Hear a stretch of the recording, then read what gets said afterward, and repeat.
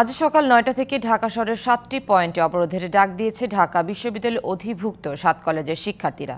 ৭ কলেজকে নিয়ে স্বতন্ত্র বিশ্ববিদ্যালয় ঘোষণা এবং ঢাকা বিশ্ববিদ্যালয়ের উপাচার্য অধ্যাপক ডক্টর মামুন আহমেদের বিচার নিশ্চিত না করা পর্যন্ত তাদের এ অবরোধ কর্মসূচি চালিয়ে যাওয়ার হুঁশিয়ারিও দেন তারা।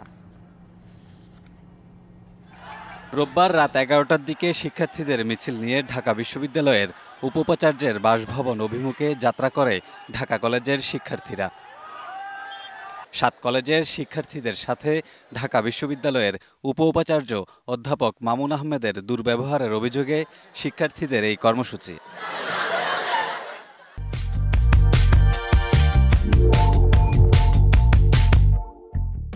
অন্যদিকে ঢাকা কলেজের শিক্ষার্থীদের প্রতিরোধ করতে জড়ো হতে শুরু করে ঢাকা বিশ্ববিদ্যালয়ের শিক্ষার্থীরা।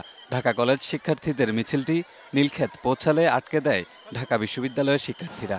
এরপর শুরু হয় ইটপাটকেল নিক্ষেপ, ধাওয়া পাল্টা ধাওয়া। পরে পুলিশের শক্তি প্রয়োগ এবং ঢাকা বিশ্ববিদ্যালয়ের উপাচার্যের অনাকাঙ্ক্ষিত আচরণের প্রতিবাদে পরবর্তী কর্মসূচি ঘোষণা করেন ঢাকা কলেজের শিক্ষার্থীরা।